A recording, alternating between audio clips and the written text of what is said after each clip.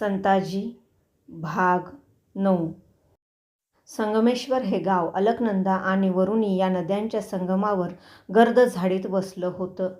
गाव टुमदार, चित्रासारखं सुबक, सभोवती माडा पोफळीच्या आंब्याच्या बागा, जांभळा फणसाच्या रातांब्याच्या राया, सकाळचं कोवळं ऊन झाडांच्या सळसळत्या शेंड्यांवर पसरलेलं. त्यामुळे माडांच्या झावळ्या आंब्याची हिरवी पाने सोन्याचा वरख दिल्याप्रमाणे चमकत होती.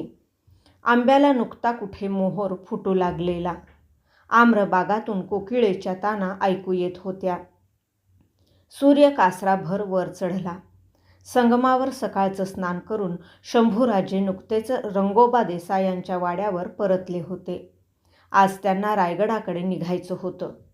संगमेश्वरला ते आल्यापासून लोकांचा राबता सारखा सुरू होता. कुणाला आपल्या तक्रारीची तड लावून घ्यायची होती, कुणाला लहान मोठ्या मागण्या मान्य करून घ्यायच्या होत्या. राजांनी आणखी थांबावं, आपलं म्हणणं ऐकावं ही त्या सगळ्यांची अपेक्षा. भेटीसाठी तिष्ठणाऱ्या प्रजेला टाळून पुढे जाणं राजांच्या जीवावर आलेलं.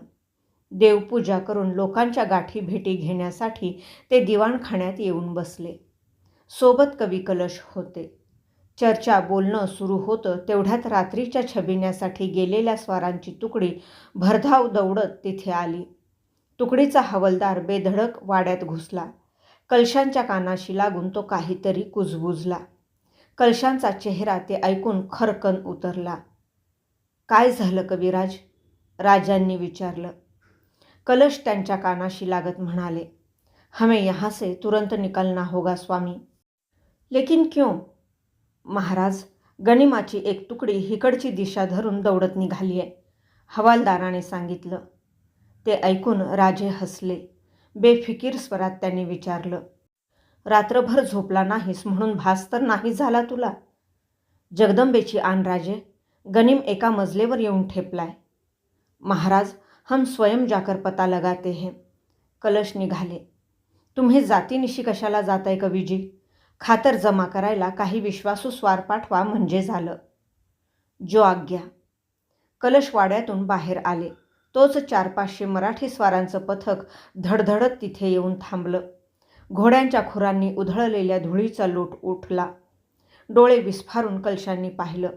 हाती नागवी तलवार घेतलेले म्हाळोजी घोरपडे वाड्याच्या रोखाने धावत येताना दिसले. सोबत त्यांचे 3 पुत्र होते. पन्हाळा सोडून ही मंडळी अचानक इकडे आलेली पाहून कलशांच्या काळजाचा ठोका चुकला. ते काही विचारणार तोच म्हाळोजी त्यांना बाजूला करत वाड्यात शिरले. उठा राजे, इथून निघायचं बघा, गनिम तुम्हाला घेरायला आलाय. आल्या आल्या त्यांनी सांगितलं. मघाशी छबिन्याच्या हवालदाराने सांगितलेली बातमी खरी आहे हे आता मात्र राजांच्या लक्षात आलं. ते उठले. त्यांच्या मुखावर आश्चर्याचे भाव दिसत होते. बाबा, इथे यायची त्यांची हिंमत कशी झाली? ती जिरवायला आम्ही आहोत. तुम्ही बिगिद्याने इथून निघा. जगलो वाचलो तर पायांचं दर्शन घ्यायला येऊ, अन्यथा हाच आमचा अखेरचा मुजरा. इतकं बोलून म्हाळोजी पुत्रांसह वाड्याबाहेर पडले. ते गेल्यावर पहारेकऱ्यांनी वाड्याचा भला मोठा लाकडी दरवाजा लावून घेतला. आत बाहेर मराठी भालाईत रक्षणासाठी थांबले. अचानक आलेल्या संकटाने रंगोबा देसायांची कुटुंबीय मंडळी नोकरचाकर भेदरले. काय करावं ते न सुधरून इकडून तिकडे त्यांची धावपळ सुरू होती. अस्वस्थ राजे दोन्ही हात पाठीमागे बांधून वाड्याच्या चौकात एरझाऱ्या घालत होते. मध्येच त्यांना कलशांची आठवण झाली. एका भालाईताला त्यांनी सांगितले, कविराज कुठे गेलेत ते बघ रे जरा. ते बी गेलं घोरपड्यांसोबत लढायला. असं? राजांच्या एरझाऱ्या पुन्हा सुरू झाल्या. मध्येच थांबून त्यांनी विचारलं, हा गनिम कितीचा आहे काही अंदाज? मायंदाळ माणूस हाय, जिकडं बघावं तिकडं हिरवं झेंड नाचत्याला दिसतात. खरा प्रकार काय तो स्वतः पाहावा म्हणून ते निघाले. तोच पाईकांचा हवालदार त्यांची वाट रोखून उभा राहिला. नका राजे, पाया पडतो मी तुमच्या. हिथून हाकेच्या अंतरावर लढाई पेटली आहे.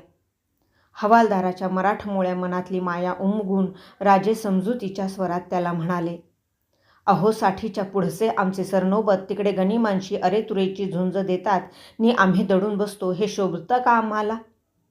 तरीही हवालदार जागचा हलेना. मग मात्र आवाजात किंचित जरब आणून राजे बोलले, मुकाट्याने वाट सोडा हवालदार. जीवाभावाची माणसे गनिमाच्या दाढेला देऊन आम्ही स्वस्थ बसू शकत नाही.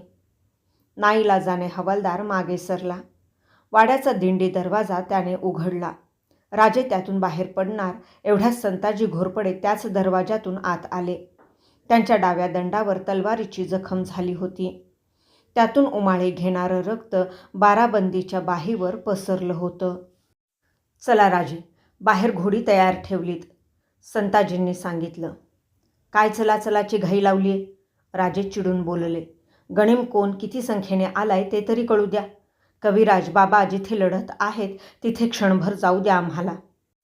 त्यांची चिंता सोडा राजे, मेहरबानी करून आमचं ऐका. राजे निश्चल उभे, आपल्या विचारांशी ठाम असल्यासारखे. संताजींचं ऐकलं पाहिजे हे त्यांना कळत होतं, पण शत्रूला पाठ दाखवून पळून जाणं त्यांच्या मानी मनाला पटेना. मोठ्या अनिच्छेने ते म्हणाले, चला, तुम्ही म्हणाल तसं वागणं भाग आहे आम्हाला. दोघे वाड्यातून बाहेर आले. तिथून जवळच तुफान रणकंदन माजलं होतं. स्वार शिपाई रान पेटल्यागत आरोळ्या ठोकत होते. आगीचं तेज प्यालेली शस्त्र परजत त्वेषाने ते एकमेकांवर तुटून पडले होते. चला राजे, वखत जाया करू नका. संताजींच्या बोलण्याकडे राजांचं लक्ष नव्हतं. समोर पेटलेलं रण त्यांना खुणावत होतं. अंगात युद्धज्वर संचारत होता. शरीरातल्या नसा थाड थाड उडत होत्या. तापलेल्या रक्ताच्या अगणित लाटा पायांपासून मस्तकापर्यंत वेगाने सरसरत निघालेल्या. मोत्तद्दाराने त्यांचा घोडा वाड्याच्या चौथऱ्याजवळ आणून उभा केला. राजे त्यावर स्वार झाले आणि क्षणात म्यानातली तलवार उपसून जय भवानी अशी आरोळी ठोकून रणमैदानाकडे दौडू लागले. संताजींना काही कळायच्या आत हा प्रकार घडला. तुटलेला कडा कोसळावा तसे शत्रू सैन्यावर ते तुटूनही पडले. हाना, चेचा पातशहाच्या या बगलबच्च्यांना. त्यांची ती क्रुद्ध आरोळी ऐकून मराठ्यांना आणखी अवसान चढलं. सफाईने त्यांची शस्त्रे चालू लागली. अनेक धिप्पाड पठाणांना त्यांनी खाली लोळवलं. राजांच्या उपस्थितीमुळे मोगलांची तारांबळ उडाली. एक एक घाव घालताना मराठे बडबडत होते, आमचा राजा धरायचा आहे व्हय तुम्हासनी, तुमच्या मायला. म्हाळोजी बाबा दोन्ही हातात पट्टे घेऊन लढत होते. बहिर्जी, मालोजी आणि विठोजी त्यांच्या आजूबाजूला राहून त्यांना संरक्षण देत होते. लढता लढता बाबांनी राजांचा आवाज ऐकला आणि त्यांचा झुंजता हात क्षणभर थांबला. राजांना शत्रुसैन्यात खोलवर घुसलेले त्यांनी पाहिलं. पठाण आणि दख्खनी भालायतांनी त्यांच्या भोवती एकच गर्दी केली होती. बाबा चिडले. आपला घोडा उडवत तसेच ते राजांजवळ आले. पठाणांची मुरकंड मारून त्यांनी त्यांना एका बाजूला घेतलं आणि ओरडले, राजे, हा काय तमाशा चालवलाय? आम्हा चाकरांच्या शब्दाला काही किंमत आहे की नाही? निदान या पिकलेल्या केसांचा तरी मान राखायचा. आम्ही तुम्हाला निघून जायला सांगितलं आणि तुम्ही इथे आलात. बाबांच्या दरडावणीने राजे वरमले. झुंजता हात आखडता घेत ते म्हणाले, शांत व्हा बाबा, तुमच्या शब्दाखातर आम्ही जातो, पण तुम्हाला असं संकटात टाकून पळून जाणं हा आमचा धर्म नव्हे. चला कविराज. आणि दुसऱ्याच क्षणी कवी कलशांसह ते रणांगणातून बाहेर पडले. घोरपडे बंधू त्यांच्यासोबत होते. नावडी नावाचं बंदर तिथून अर्ध्या कोसांवर होतं. या बंदरातून नावेवाटे राजांना सागरात शिरता आलं असतं, पण काही अंतर ते गेले तोच सैन्याची हरोलीची पथकं घेऊन पुढे गेलेले खंडो बल्लाळ माघारी परतून म्हणाले, राजे, खासा निजाम नावडीची दिशा रोखून उभा ठाकलाय. आता काय करायचं या विचाराने सारे स्तब्ध झाले. कवी कलशांनी विचारलं, अब क्या होगा स्वामी? राजांनी हातातली रक्तमाखली तलवार उंचावली, म्हणाले, आप लढना जानते हैं तो इसकी फिक्र क्यों करते हैं? कलश वरमले. ताणलेल्या चापातून बाण सुटावा तसे त्यांच्या तोंडून शब्द बाहेर पडले. मथुरा काशी का ये ब्राह्मण केवल लड़ना नहीं, अपने स्वामी के लिए मर मिटना तक जानता है. तो फिर निकालिए शमशीर और हो जाइए तैयार. संताजींना हा वेडेपणा वाटत होता. त्यांचा आग्रह हा की राजे गनिमासमोर यायला नकोत. त्यासाठी वेषांतर करायचा सल्ला त्यांनी त्यांना दिला, पण राजांनी तो मनावर घेतला नाही. आता पुरे झालं संताजीराव, शेवटपर्यंत लढणं हा एकच मार्ग आता उरलाय. शत्रू आपल्याला सहजासहजी निसटू देणार नाही हे त्यांच्या लक्षात आलं होतं. त्यांना काळजी वाटत होती ती संताजींसारख्या एकनिष्ठांची.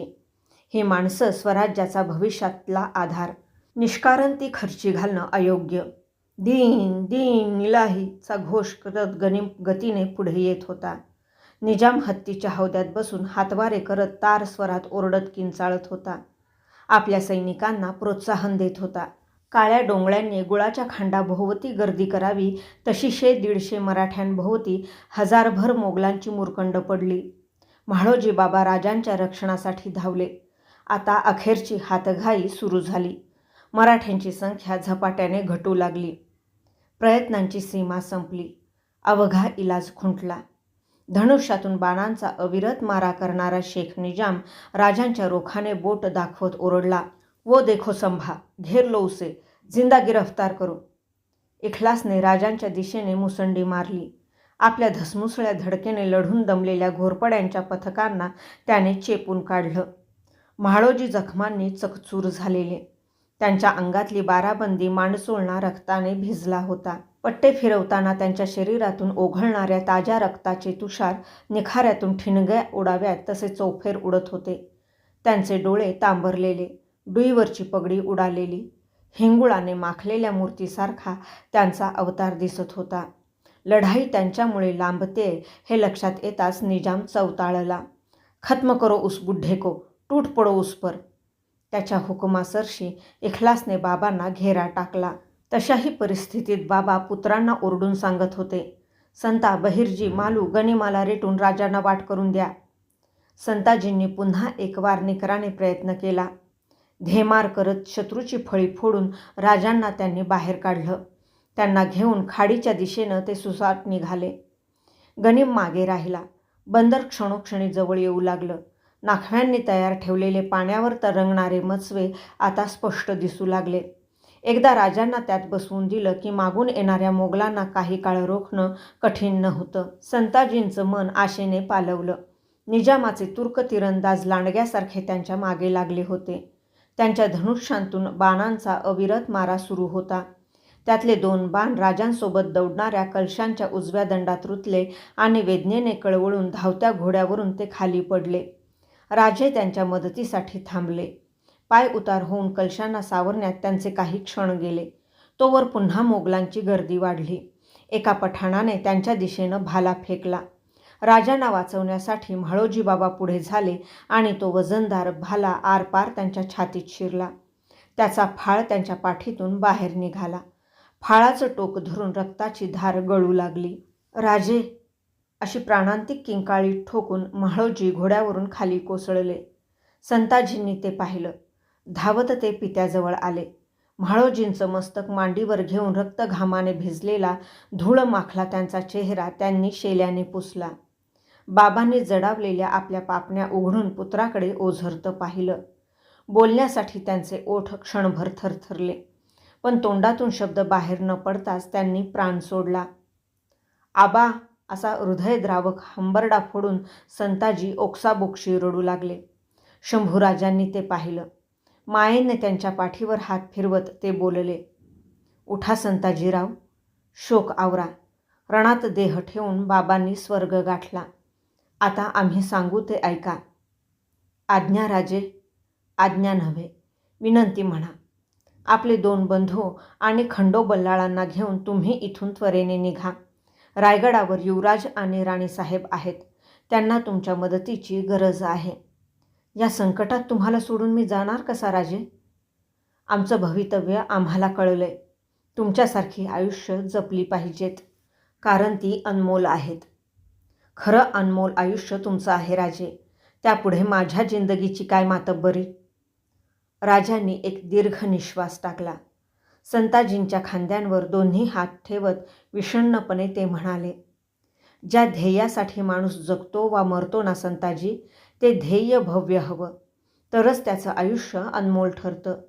ज्यांच्यावर आम्ही भरवसा टाकला त्यातल्या अनेकांना आमचं ध्येय कळलं नाही, म्हणून ते आमच्या जीवावर उठले.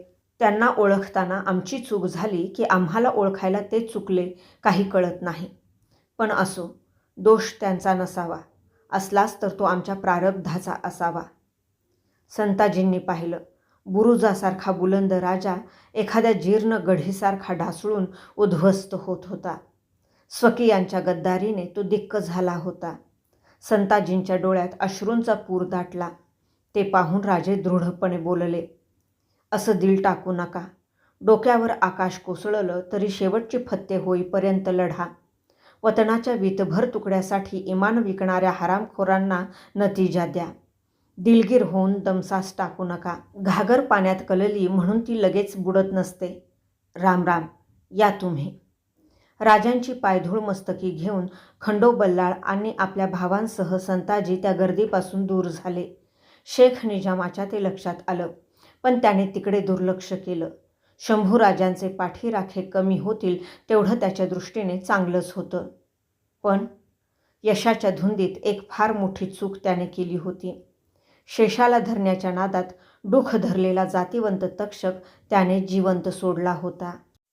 भाग 9 समाप्त.